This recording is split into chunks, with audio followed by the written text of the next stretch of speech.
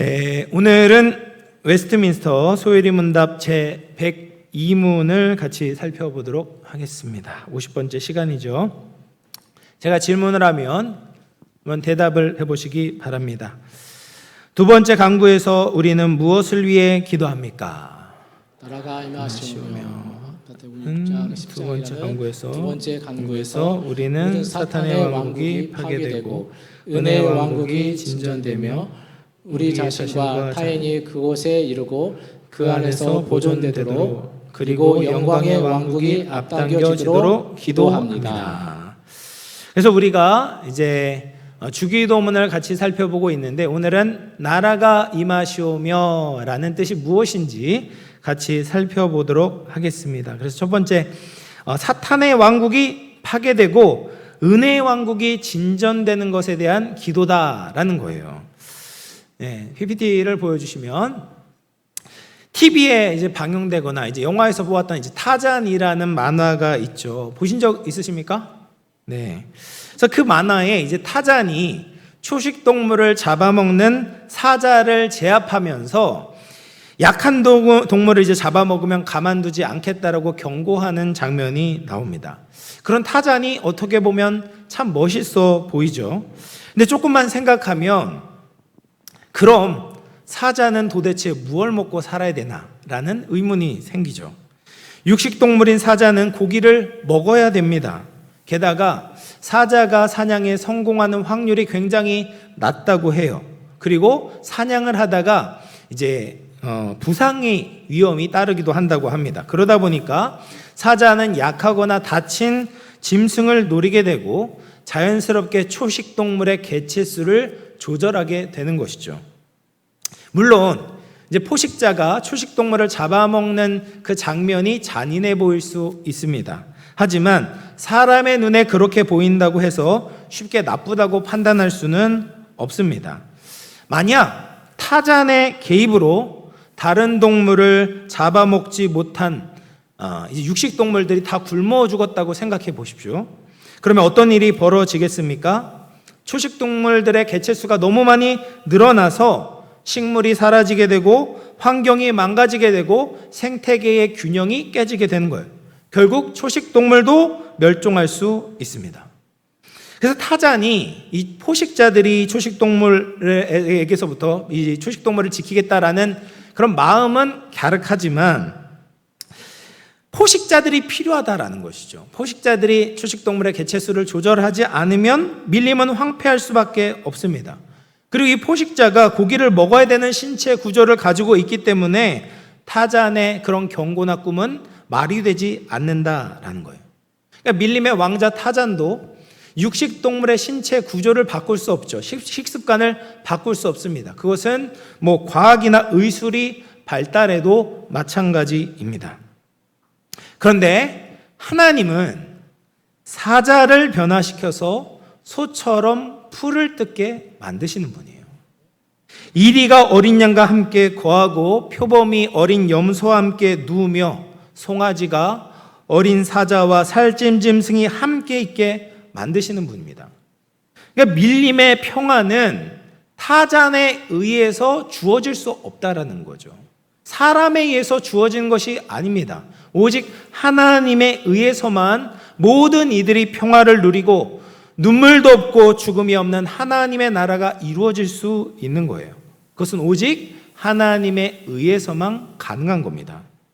그래서 하나님 나라를 언급하는 구절을 우리 같이 한번 읽어보겠습니다. 마태복음 12장 28절 같이 읽어봅니다. 시작. 그러나 내가 하나님의 성령을 입어 귀신을 쫓아내는 것이며 하나님의 나라가 이미 너희에게 임하였느니라. 하나님의 나라와 연관되어 나온 동사가 무엇입니까? 임하다라는 거예요. 임하다. 내려오다라는 것이죠. 하나님의 나라는요, 위에서부터 내려오는 거예요. 내가 어떻게 한 게 아니에요. 그냥 내려온 겁니다. 다시 말해서 하나님의 은혜로 주어지는 것이 하나님의 나라다라는 뜻입니다. 하나님의 나라가 임하게 되면 사탄의 왕국이 파괴됩니다. 귀신이 지배하고 있던 사탄의 왕국이 파괴되고 귀신이 쫓겨나가게 될 때 하나님의 나라가 임한다라고 마태복음에서 말하고 있죠. 사탄의 왕국이 파괴되는 것, 은혜 왕국이 임하는 것 모두 다 하나님의 은혜와 능력으로 이루어지는 거예요. 시편 68편 1절 말씀을 같이 읽어보도록 하겠습니다. 가로 빼고요. 시작. 하나님이 일어나시니 원수들은 흩어지며 주를 미워하는 자들은 주 앞에서 도망하리다. 아멘. 하나님이 일어나실 때 원수들은 흩어지고 주를 미워하는 자들은 주 앞에서 도망하게 된다라는 거예요. 여러분, 사도 바울이 이제 사도행전에서 에베소에서 이제 석 달 동안 하나님의 복음을 전했던 적이 있었습니다. 그때 하나님은 바울의 손을 통하여서 놀라운 능력을 행하게 하시고 병든 사람이 낫게 하시고 악기를 물리치는 역사를 일으키셨습니다. 하나님의 나라가 임하게 되자 마술을 행하던 사람들이 자신들이 사용했던 책을 모두 불사르게 되었어요. 이처럼 하나님은 사탄의 왕국을 파괴하고 그 대신 은혜의 왕국을 임하도록 하시는 겁니다. 하나님의 나라가 이미 은혜로 말미암아 이곳에 임한 겁니다. 예수 그리스도의 십자가와 부활로 사탄의 왕국이 파괴되고 은혜의 왕국이 도래했다는 거예요. 그런데 아직 완성된 건 아니죠. 아직 끝은 아닙니다. 그래서 우리가 필요한 기도가 뭐냐? 두 번째로 우리 자신과 타인이 그곳에 이루고 그 안에서 보존되도록 기도해야 합니다. 사도행전 14장 22절 같이 읽어봅니다. 시작. 제자들의 마음을 굳게 하여 이 믿음에 머물러 있으라 권하고 또 우리가 하나님 나라에 들어가려면 많은 환난을 겪어야 할 것이라 하고. 아까 하나님 나라에 관련된 동사가 뭐예요? 임하다라는 거죠. 위에서부터 내려온다라는 동사인데 여기서 또 말하는 동사는 뭐냐면 하나님 나라에 들어가야 된다라고 말씀하고 계세요. 하나님 나라가 임했지만 우리가 해야 되는 책임과 의무가 있다는 거예요. 그건 뭐예요? 하나님 나라에 들어가야 돼요. 하나님 나라를 상속으로 받아야 한다라는 것입니다. 여러분, 하나님 나라가 이곳에 이미 임했는데 우리가 그곳에 들어가지 못한다면 무슨 소용이 있겠습니까? 하나님 나라에 들어가느냐 마느냐는 우리가 어디 아파트 청약에 당첨이 돼서 아파트에 들어가느냐 마느냐 정도의 문제가 아닙니다. 아파트야 다음 기회를 노려도 되고 다른 집으로 대체할 수 있지만 하나님 나라에는 다음 기회가 없습니다. 대신할 수 있는 대체제가 없는 거예요. 하나님 나라가 임할 때 우리는 반드시 그곳에 들어가야 되는 거죠. 또 우리만 들어가면 어떻게 되겠습니까? 우리가 알고 있는 다른 사람들도 함께 하나님 나라에 들어가야 되고 세계 여러 지역에 있는 사람들도 함께 들어가야 합니다. 이 시대는 개인주의를 우상처럼 섬기는 시대예요. 그래서 나만 잘 되면 된다라고 생각해요. 근데 우리는 이 개인주의를 이게 우상이에요. 하나님 기뻐하시지 않는 겁니다. 우리는 함께 손을 잡고 하나님 나라에 들어가야 됩니다. 나만 구원받는 것이 아니라 가족과 친지와 지인들이 함께 하나님 나라에 들어갈 수 있도록 기도해야 된다라는 거예요. 여러분, 하나님 나라에 들어가 그곳에 영원히 거하는 일은 누구에게나 가장 중요한 일입니다.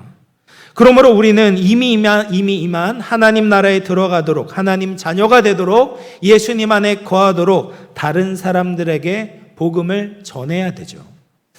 갈라디아서 5장 21절 말씀을 같이 읽어봅니다. 시작. 투기와 술 취함과 방탕함과 또 그와 같은 것들이라 전에 너희에게 경계한 것 같이 경계하노니 이런 일을 하는 자들은 하나님의 나라를 유업으로 받지 못할 것이요.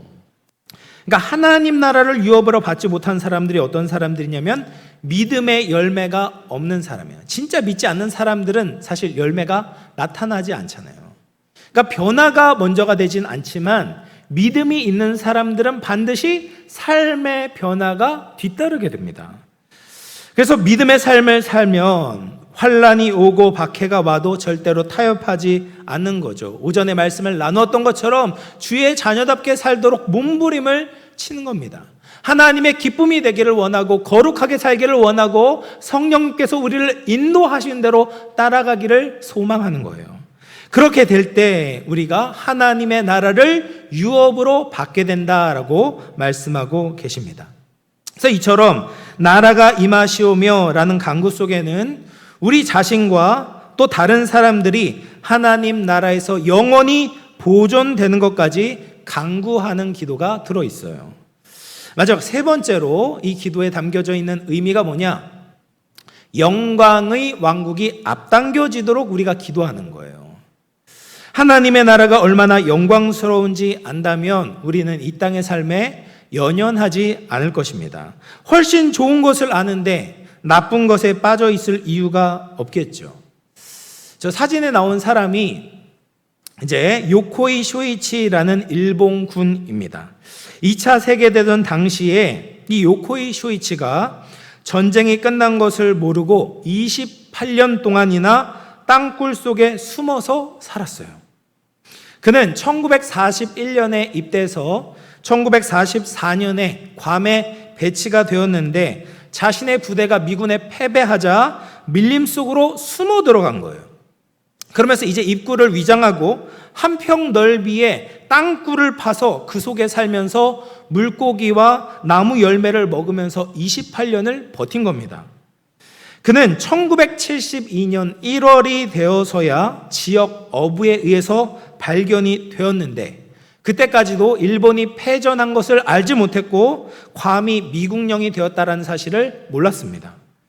그래서 건강검진을 위해서 엑스레이 촬영을 하려고 하니까 자신이 사형을 당한다라고 생각을 하고 죽이려면 빨리 죽여달라고 소리를 질렀다고 합니다.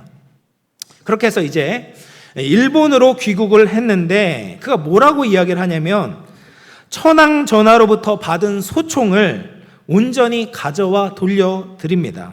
충분히 국가를 위해 공헌하지 못한 것이 부끄럽습니다. 라고 말했어요. 이렇게 보면 좋은 것처럼 보이지만 그가 가지고 있는 그 정신 상태 안에 뭐가 들어있었냐면 일본의 제국주의, 군국주의 정신으로 철저하게 무장되어 있었다라는 말입니다. 그것이 28년간 그가 변하지 않고 충성했던 정체였어요. 이에 감격했던 일본의 보수 우익들은 그를 영웅처럼 여겼습니다. 그래서 일본에 송환된 이후에 그는 공교롭게도 28년을 더 살다가 죽었는데 죽을 때까지 일본의 제국주의를 꿈꿨다고 합니다. 그래서 1970년대 석유 파동으로 경제가 어려웠을 때도 국민들에게 다시 한번 뭉쳐서 일본을 일으키자라는 연설을 했고 일본 제일주의를 부르짖었습니다. 그의 삶을 보면 28년 동안 한평 땅에 갇혀서 살았을 뿐 아니라 더 좁은 천황전하, 일본 제국주의라는 정신세계에 갇혀 있었다는 것을 알 수 있어요. 한평 땅의 생활은 청산할 수 있었는데 그가 가지고 있었던 잘못된 가치와 생각은 떨쳐내지 못했다라는 말입니다. 하지만 이 요코이 쇼이치뿐 아니라 여전히 잘못된 이념과 가치에 갇혀 있는 사람들이 너무나 많습니다. 일본의 보수 우익들은 아직도 천황전하, 일본 제국의 혼에 대한 믿음을 강조하고 있습니다. 끊임없이 일본 민족만 신의 선택을 받았다라고 이야기하고 신의 아들인 천황이 이 세계를 지배해야 된다라고 믿고 있는 거예요. 그래서 끊임없이 전쟁 준비를 하고 자신의 목숨을 바칠 각오를 다지고 있습니다. 얼마나 어리석은 모습입니까? 또 미국의 이제 프로 농구나 야구나 골프를 보면 명예의 전당이라는 것이 있어요. 탁월한 기량을 발휘했던 유명한 선수들을 기념하기 위해서 만든 공간인데 선수들이 은퇴 후에 심사를 거쳐서 그곳에 등재되는 선수들이 있습니다. 그러면 등재된 선수들은 거의 다 울면서 소감을 말하고 합니다. 그만큼 이제 명예가 크다라는 말이죠. 그런데 한 발짝 물러서서 한번 생각을 해보면 좋겠습니다. 여러분, 농구나 골프나 야구를 잘하는 것이 정말 그렇게 중요한 일일까요? 골프채로 공을 멀리 정확하게 보내서 작은 구멍에 집어넣는 일이 우리 인생과 이 세계에 본질적인 영향을 미칠 수 있습니까? 구멍에 공이 들어가면 그때마다 아프리카에 굶어 죽는 아이들에게 음식이 전달됩니까? 갑자기 젊어지거나 집안이 화목해집니까? 운동선수들의 재능과 노력을 무시하지는 않지만 그 운동을 통해서 얻게 된 명예가 그렇게 눈물 날 정도로 이 세상의 본질적인 변화를 가지고 오는 것은 아닙니다. 게다가 이 명예전당은 그 분야, 그 종목에만 가치가 있습니다. 골프 선수는 농구 명예전당에 들어갈 수가 없죠. 야구 선수는 골프 명예전당에 들어갈 수가 없습니다. 다른 종목에서는 명예가 없어요. 그러니까 요코이 쇼이치가 일본 안에서 그리고 우익단체 안에서만 명예를 인정받은 것처럼 운동도 마찬가지다라는 겁니다. 그 종목 안에서만 명예를 인정받고 있어요. 그런데 하나님을 섬기는 것은 진짜 명예를 받는 겁니다. 여러분 이거를 알아야 돼요. 사도 바울은 자신에게 유익하던 모든 것을 해로 여겼다라고 말합니다.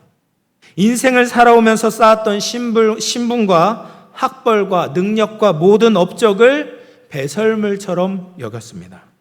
명예의 전당에 어울릴 만한 능력을 가지고 있었지만 모두 쓸데없는 것으로 여겼던 이유는 오직 주 예수 그리스도를 아는 지식이 가장 고상하기 때문이다라고 말합니다. 예수 그리스도를 알게 되었을 때 그가 자랑했던 다른 모든 것은 전혀 중요하지 않게 되었습니다. 이 깨달음이 그를 진리로 인도하고 구원해 주었던 거죠. 참된 신자는 하늘의 시민권을 생각해야 돼요. 우리가 이 땅을 발을 딛고 살아가지만 하늘의 시민들입니다. 아무리 이 땅에서 명예의 전당에 등재되더라도 그 모든 명예는 결국 썩어지게 되는 거죠. 하지만 하늘에서 명예의 전당에 올라가게 된다면 우리의 썩을 몸도 예수 그리스도의 영광스러운 몸의 형체로 변하게 되는 거예요. 이것이 진짜 명예인 거죠. 다른 모든 것을 잃어버린다 해도 이것만은 놓쳐서는 안 되는 겁니다. 여러분 우리의 소중한 인생은 한 번뿐이고 너무나 짧습니다. 영웅, 호걸, 절세, 가인이 무슨 소용이 있고 명예의 전당이 무슨 소용이 있는지 잘 생각해 보십시오. 우리는 보다 가치 있는 일, 하나님의 영화로우심과 존귀하심을 드러내는데 쓰임받아야 하는 겁니다. 잘못된 가치에 빠져서 그것이 전부인 양 한평 그 땅굴에 빠져서 지내서는 안 된다라는 거예요. 명예의 전당에 오르기 위해서 발버둥 치는 것이 아니다라는 겁니다. 하늘의 명예의 전당에 오르기 위해서 우리의 짧은 인생을 주님께 드려야 된다라는 거죠.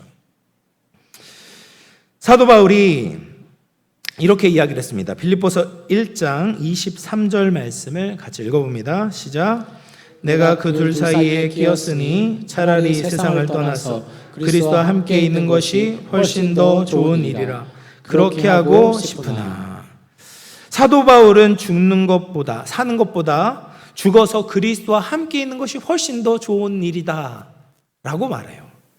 새하늘과 새 땅과 새 예루살렘으로 상징되는 하나님의 나라에 거하는 것이 진짜 복된 일이다라는 것을 알고 있는 것이죠. 하나님은 사람들 눈에서 모든 눈물을 닦아주시고 다시는 사망도 없고 애통하는 것이나 곡한 것이나 아픈 것이 다시 있지 않은 하나님 나라로 우리를 인도해 주실 것입니다. 하나님은 모든 만물을 새롭게 하실 것입니다.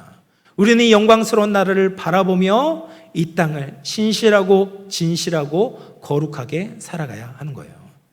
사랑하는 성도 여러분, 말씀을 마무리합니다. 여러분, 이렇게 좋은 하나님 나라를 우리가 어찌 사모하지 않을 수 있겠습니까? 우리 성도들은 지상에 살아가는 동안 좋은 나라를 만들기 위해 노력해야 하지만 인간의 노력에는 한계와 부작용이 있음을 알고 하나님 나라를 더욱더 사모해야 합니다. 그 나라가 앞당겨지도록 기도해야 합니다.